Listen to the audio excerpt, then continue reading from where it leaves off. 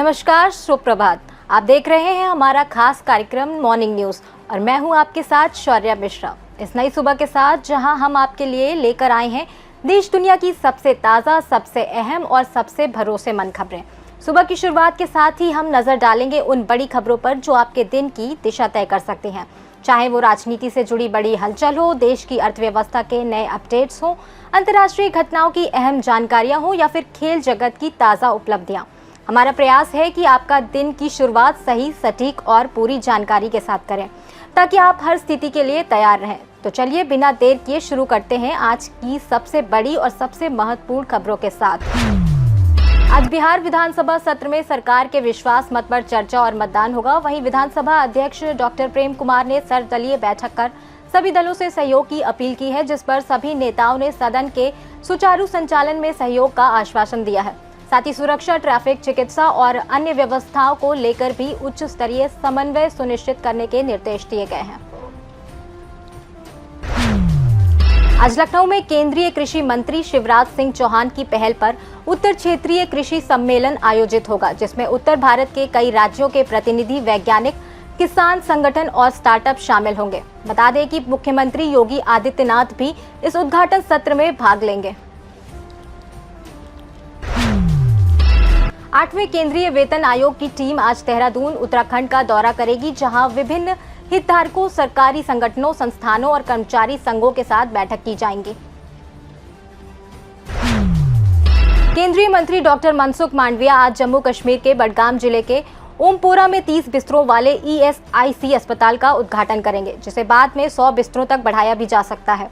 लगभग 165 करोड़ रुपए की लागत से बना यह आधुनिक अस्पताल ESI योजना के तहत 50,000 से अधिक श्रमिकों और उनके परिवारों को स्वास्थ्य सेवाएं देगा।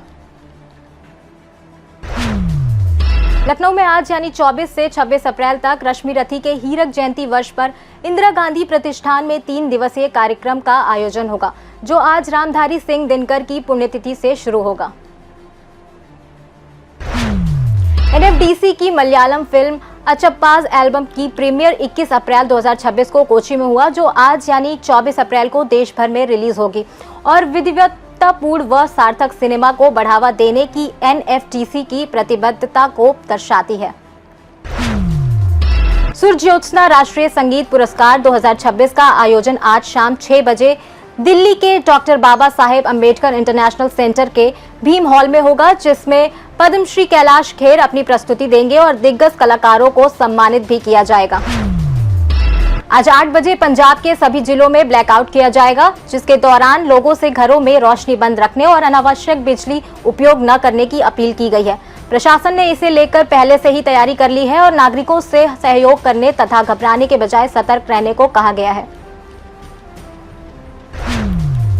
पूर्णिया के विद्या विहार रेजिडेंशियल स्कूल में आज से 26 अप्रैल तक ज्ञान संगम 2026 का आयोजन होगा, जिसमें देश भर के लेखक, कवि और विद्वान पैनल चर्चा, काव्य पाठ, गोष्ठियों और सांस्कृतिक कार्यक्रमों के जरिए विचारों का आदान प्रदान करेंगे।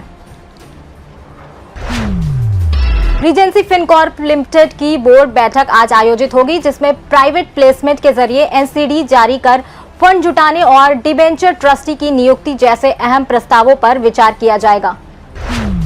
अब बात करते हैं आज के इतिहास की, यानी उन खास पलों की जिन्होंने आज ही के दिन इतिहास के पन्नों में अपनी एक अमिट छाप छोड़ दी थी। हर दिन अपने साथ कुछ ऐसी यादें और घटनाएं लेकर आता है जिन्होंने दुनिया को बदल दिया। कहीं कोई बड़ी खोज हुई, कहीं कोई ऐतिहासिक समझौता हुआ, तो कहीं किसी महान व्यक्तित्व ने जन्म लिया या किसी ने इस दुनिया को अलविदा कहा। तो आइए जानते हैं कि आज की तारीख इतिहास के किस किस सुनहरे और महत्वपूर्ण अध्याय से जुड़ी हुई है। आज ही के दिन 1877 में रूस ने ऑटोमन साम्राज्य के खिलाफ लड़ाई की घोषणा की थी। आज ही के दिन 1898 में स्पेन ने अमेरिका के खिलाफ युद्ध की घोषणा की थी। आज ही के दिन 1960 में दक्षिण पर्सिया में आए बड़े भयंकर भूकंप में 500 लोगों की मौत हो गई थी। आज ही के दिन 1974 में प्रसिद्ध हिंदी कवि रामधारी सिंह दिनकर का निधन हुआ था। आज ही के दिन 2013 में बांग्लादेश में ढाका में इमारत गिरने से सैकड़ों लोगों की मौत हो गई थी। तो इतिहास के बाद बात करेंगे फिटनेस की। सेल्यूलाइट्स एक बहुत ही आम समस्या है, जिससे आजकल बहुत से लोग परेशान रहते हैं। इसमें त्वचा के नीचे चर्बी जमा हो जाती है और स्किन पर गड्ढे या संतरे की छिलके जैसी बनावट दिखने लगती है। यह खासकर जांघों, हिप्स और पेट के आसपास ज्यादा नजर आती है। हालांकि यह कोई गंभीर बीमारी नहीं है, लेकिन कई लोग इसके कारण आत्मविश्वास की कमी और असहजता महसूस करते हैं। अच्छी बात यह है कि सही फिटनेस रूटीन और डाइट और लाइफस्टाइल से इसे काफी हद तक कम किया जा सकता है। तो आइए जानते हैं इसे कम करने के कुछ सरल टिप्स। स्ट्रेंथ ट्रेनिंग करें जिससे मसल्स मजबूत होते हैं और फैट कम दिखता है। कार्डियो एक्सरसाइज करें जिससे शरीर की अतिरिक्त चर्बी घटती है। हेल्दी डाइट लें जिससे शरीर का फैट और टॉक्सिन्स कम होते हैं। पर्याप्त पानी पीने से शरीर डिटॉक्स होता है और स्किन सुधरती है। अच्छी नींद और कम तनाव से सेल्यूलाइट को कंट्रोल करना आसान होता है।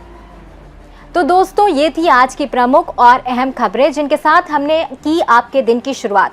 उम्मीद है कि ये जानकारी आपके लिए उपयोगी रही होगी और आपको देश दुनिया की ताज़ा परिस्थितियों से अपडेट रखा होगा। फिर मिलेंगे अगली सुबह नई खबरों के साथ। तब तक के लिए बने रहिए हमारे साथ।